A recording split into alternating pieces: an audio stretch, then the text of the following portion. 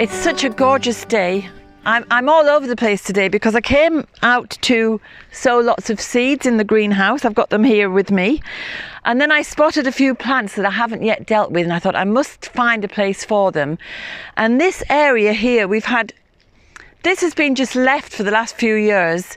There's a massive pile of cardboard that has completely rotted away that I never got around to using. And there was some topsoil delivered and some of it's fallen in there. And some of our turf that was delivered rolled in there. So it's a complete mismatch. So I'm just going to repair this little area and create a new flower bed. So it'll bring more colour, more biodiversity, and it's going to make this end of the driveway a bit more attractive. And what I've got here is the driveway has become so muddy. This whole garden is like a sea of mud. So I've scraped all this off the bottom of the drive. I'm just going to throw it in here.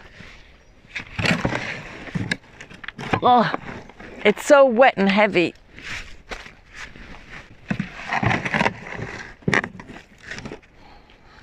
So this is multiple layers of different organic material. Because I think one of my priorities this year is growing a lot more food, but also trying to make the garden more beautiful. You know, and reclaiming every little space and doing something positive and beautiful with it. I've got some bulbs to go in here as well, and the bees are out and about on a lovely day like this, and they seem to love crocuses. So I'll be putting in some more crocus bulbs. But I think when you make a little area, I mean, look at it, it's only about, what, a square metre, give or take. When you make a little area beautiful like this, it's like a little offering. It's an offering to Mother Earth for all that she provides us with. It's a way of giving back. So that's the drive scrapings. And then I'm going to use some sheep's wool. So we have a sack of sheep's wool just up the way there. And most of our sheep's wool is in the shed, but this one last sack, we couldn't fit it in.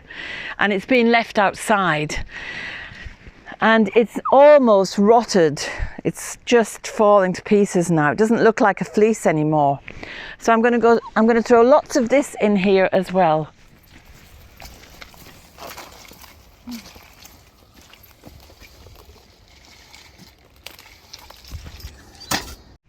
So this is full of minerals. It's going to really enrich this little area, and hopefully we'll have a really beautiful flower bed.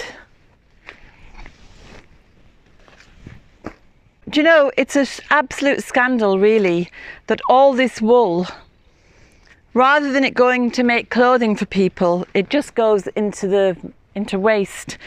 And if you've ever gone to try and buy children clothes, most clothes shops or department stores, they don't really sell. You have to go to a specialist to get woolen clothing, because everything is made from recycled plastic. That's going to be good for the body, isn't it?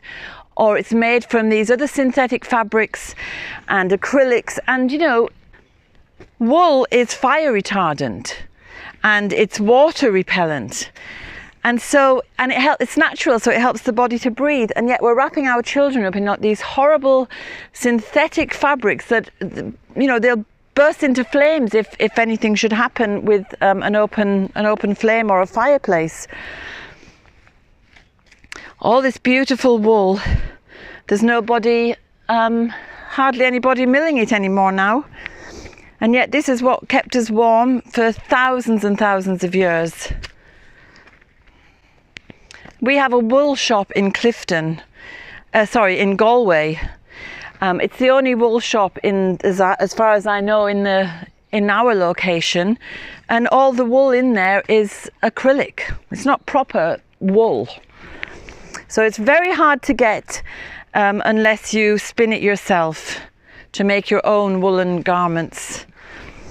But at least it does come in handy here to help remineralize the soil, and it acts as wonderful plant food and a lovely growing medium as well. And it repels the slugs, so it's a win-win with everything about it for in the garden.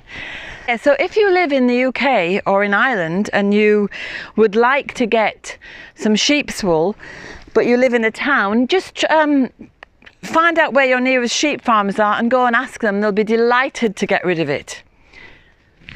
And if you can't do that, keep any old woolen sweaters that are pure wool that they're past it, and even just a little bit in a window box would be lovely. Throw a bit under the bushes as well. I'm going to top this with some of our homemade manure, and then I can start planting.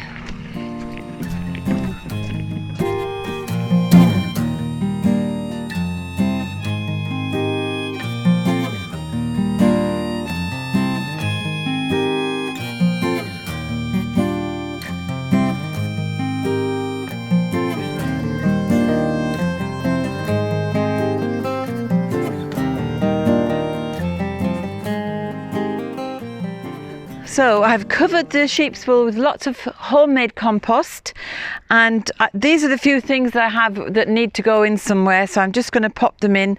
I've got some bulbs and some plants, and I've also got some seeds that I've saved, and I'm going to sprinkle these in as well. First of all, I have these hyacinth bulbs that I got for a Christmas table decoration. I'm going to pop them in. I don't know will they survive and come back next year, but rather than just getting rid of them, we'll give them a chance. I've got some little bulbs, they're gladiolis. They will suit a sunny spot. So usually we're facing south here, so we get a lot of sun on this side. I like to generally sow things in odd orders because it looks more natural. So I'm going to put 5 in this side, and we'll put 5 in the other side. These seeds are lunaria, and I have a lot of them growing towards that end and around the other side of the house, and they tend to self-seed and they move slowly along. So I'm just going to throw a few in the back here, and they might start growing here and then move that way, I hope. And really they just need to be thrown out on the surface because that's what would happen to them. There we go, plenty left for somewhere else. And I've got some poppy seeds here. Now I've got about a gazillion poppy seeds, and no doubt because they were all over the garden last year, they will come up in different places this year. But I'll just throw a few in just on the off chance. It might be too early, but we'll see. And they can just come up amongst other things. I mean, I'll never be able to sow all of these seeds because there's just gazillions of them. Plus I have a lot more in the house as well. I've got some anemones. I love anemones, and I've tried growing them in pots and they didn't really do very well. So I'm hoping that in here they'll be they'll feel a little bit sheltered and they might do better. It's like they say on those estate agent house selling programs on TV, location, location, location. I think it's the same for plants. Sometimes they just need a different location. So there it is, that's the beginning anyway. And you know, nature, Mother Nature does not like bare soil. So there will be some bulbs coming up. Hopefully those little seeds will germinate at the back.